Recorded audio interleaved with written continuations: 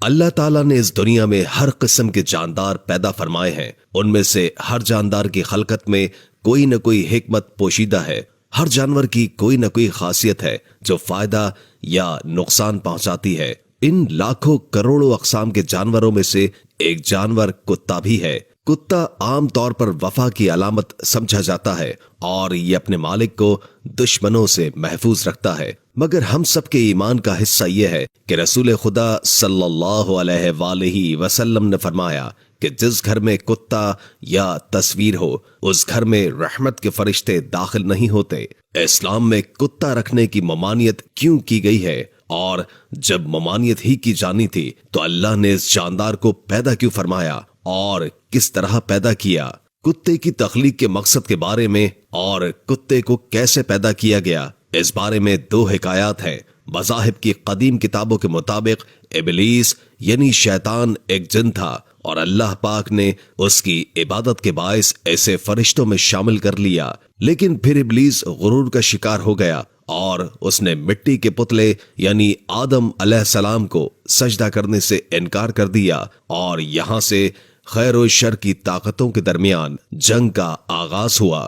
قدیم صحائف میں لکھا ہے کہ جب شیطان کو حضرت آدم علیہ السلام کو سجدہ کرنے کا حکم دیا گیا تو اس نے حضرت آدم علیہ السلام پر حقارت سے تھوک دیا۔ شیطان کا تھوک حضرت آدم علیہ السلام کے پیٹ پر گرا، جس کے بعد اللہ سبحانہ و تعالی نے حضرت جبریل علیہ السلام کو تھوک والی مٹی نکالنے کا حکم دیا تو حضرت جبریل علیہ السلام نے وہ مٹی نکالی۔ حضرت آدم علیہ السلام کے پیٹ میں ایک چھوٹا سا سوراخ بن گیا۔ وہ سوراخ ناف کی شکل میں آج بھی ہمارے پیٹ پر موجود ہے، اور اللہ سبحانہ و تعالی نے ناف کی مٹی سے باد ازاں کتا بنایا۔ دوسری حکایت کے بارے میں درج ہے کہ قدیم صحائف کی روشنی میں کتے میں دو خصلتیں ہوتی ہیں، اور یہ دو خصلتیں اس لیے ہیں کہ یہ انسان سے محبت کرتا ہے کیونکہ یہ انسان کی مٹی سے بنا تھا، اور یہ انسان پر بھونکتا ہے کیونکہ اس میں شیطان کا تھوک شامل ہے۔ آپ کو یہ جان کر حیرت ہوگی کہ کتا دنیا کی واحد مخلوق ہے جو شیطان کو بھی دیکھ سکتا ہے۔ شاید یہی وجہ ہے کہ رات کے اندھیرے میں جب شیطان کے قافلے آسمان سے اترتے ہیں تو کتے اوپر دیکھ کر ایک خوفناک آواز نکالتے ہیں۔ کتے کی تخلیق کا سبب اور اس کی پیدائش کے بارے میں دوسری روایت النور المبین نامی کتاب میں ملتی ہے، جس میں درج ہے کہ حضرت علی کرم اللہ وجہ الکریم نے نبی کریم صلی اللہ علیہ وآلہ وسلم سے دریافت کیا کہ اللہ سبحانہ و تعالی نے کتے کو کیوں پیدا کیا، تو رسول خدا صلی اللہ علیہ وآلہ وسلم نے فرمایا اللہ سبحانہ و تعالی نے اس کو ابلیس کے تھوک سے پیدا کیا۔ پھر عرض کیا کہ وہ کیسے؟ تو آپ صلی اللہ علیہ وآلہ وسلم نے فرمایا کہ اللہ سبحانہ و تعالی نے جب حضرت آدم علیہ السلام اور بی بی حوا کو زمین پر اتارا تو یہ دونوں چڑیے کے چوزوں کی مانند کانپ رہے تھے۔ اس وقت ابلیس زمین پر حضرت آدم علیہ السلام سے پہلے آ چکا تھا۔ جب اس نے انہیں دیکھا تو دوڑا اور زمین کے درندوں کے پاس پہنچا اور کہا آسمان سے دو پرندے گرے ہیں، ان میں سے بڑا پرندہ کبھی کسی نے نہیں دیکھا، چلو انہیں کھا لو۔ یہ سن کر وہ درندے ابلیس کے ساتھ دوڑے۔ ابلیس راستے میں ان کو للکار رہا تھا اور چلا رہا تھا کہ اب تھوڑی دور کی مسافت ہے۔ جلدی جلدی بولنے سے اس کے منہ سے تھوک نکل کر گر رہا تھا تو اللہ سبحانہ و تعالی نے اس تھوک سے نر اور مادہ کتے پیدا کر لیے۔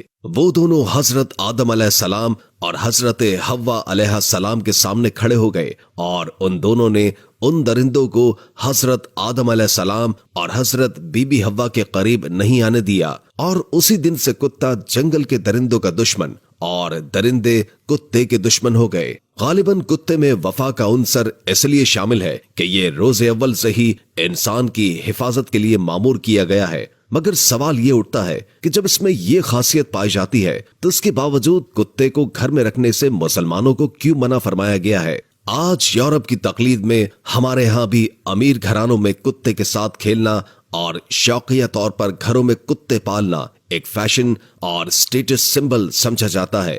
اسلام میں کتا رکھنا بالکل ہی منع نہیں کیا گیا، بلکہ اس کی ایک محدود اجازت کچھ شرائط کے ساتھ کی گئی ہے۔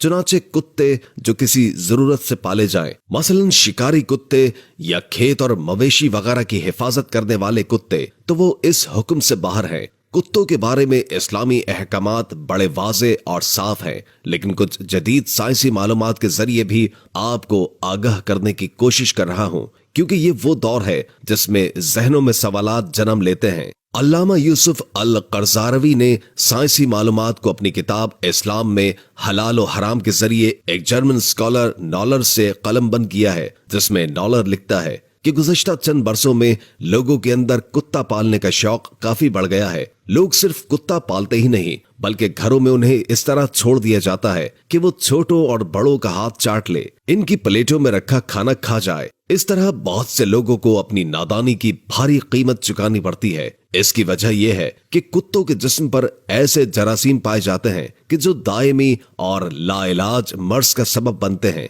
बल्कि कितने ही लोग इस मर्ज में मुब्तला होकर अपनी जान से हाथ धो चुके हैं। ये जरासीम इतने बारीक होते हैं कि दिखाई देना भी मुश्किल होता है। ये जरासीम इंसान के जिस्म में दाखिल होते हैं और वहां मुख्तलिफ अशकाल में जाहिर होना शुरू हो जाते हैं। ये अक्सर फेफड़ों, गुर्दे और सर के अंदरूनी हिस्से में दाखिल होते हैं। उनकी शक्ल वक्त के साथ बदल जाती है, यहाँ तक कि खुसूसी माहिरीन के लिए भी इनकी शक्ल की शनाख्त करना मुश्किल हो जाता है।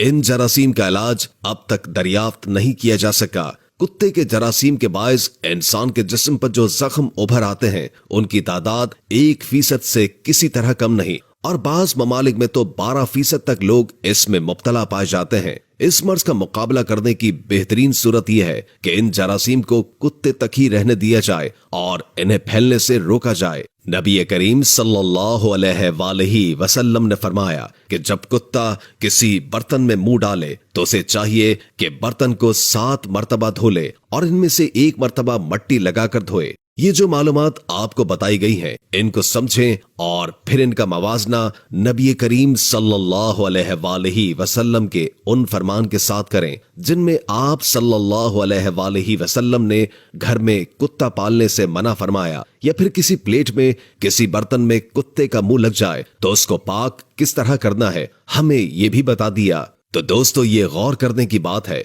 कि क्या उस जमाने में कोई जदीद लेबॉर्टरी मौजूद थी कि जहां से हासिल होने वाली मालूमात की बिना पर नबी करीम सल्लल्लाहु अलैहि वसल्लम ने सहाबा कराम को इन बातों की तलकीन फरमाई। यकीनन ऐसी बात नहीं थी, बल्कि अल्लाह सुब्हानहू व तआला ने आप सल्लल्लाहु अलैहि वसल्लम को इसका इल्म अता फरमाया था। अल्लाह हम सबको हिदायत अता फरमाए और दीन इस्लाम पर और अल्लाह सुब्हानहू व तआला और रसूल करीम सल्लल्लाहु अलैहि वसल्लम की अताअत पर अमल पैरा होने की तौफीक अता फरमाए। आमीन या रब्बुल आलमीन। उम्मीद है कि आज की ये वीडियो आपको काफी मालूमाती लगी होगी और इससे बहुत कुछ जानने को मिला होगा।